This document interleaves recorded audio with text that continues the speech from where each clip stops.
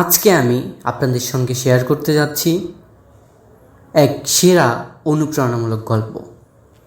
এক লোক একটি হাতির পাশ দিয়ে হেঁটে যাচ্ছিল। হঠাৎ তিনি থমকে গেলেন। একটি বিষয় মনে দ্বিধা তৈরি করায় তিনি থমকে যান।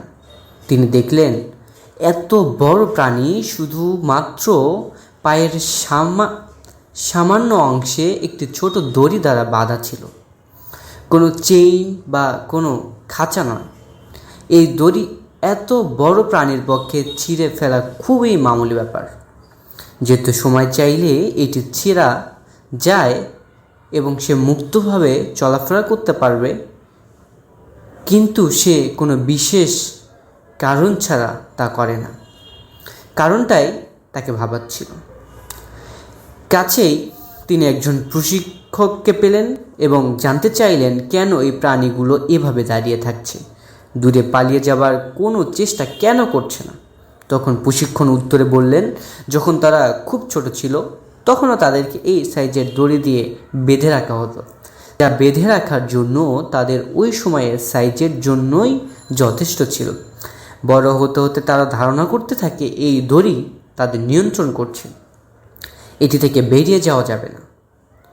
তখন এক সময় একটি বিশ্বাসে পরিণত হয়, যেমন এখন তাদের সাইজ দড়ির চেয়ে বহুগুণ বড় হলেও তাদের বিশ্বাস যে এই দড়ি এখনও তাদের ধারণ করতে পারে, তাই তা ছিঁড়ে বাইরে যাবার কোনো প্রচেষ্টা কোনো দিনও করে না।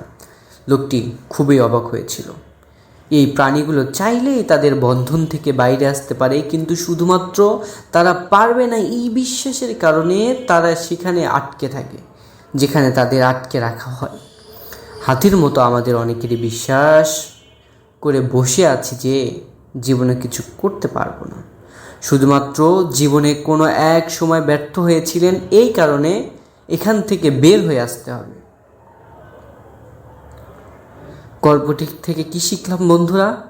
বিশ্বাসই আপনাকে সফলতার দ্বার প্রান্তে নিয়ে যাবে এবং ব্যর্থতা হলো শিক্ষার একটি অংশ। জীবনের সংগ্রামে কখনো হাল ছেড়ে দেওয়া উচিত না।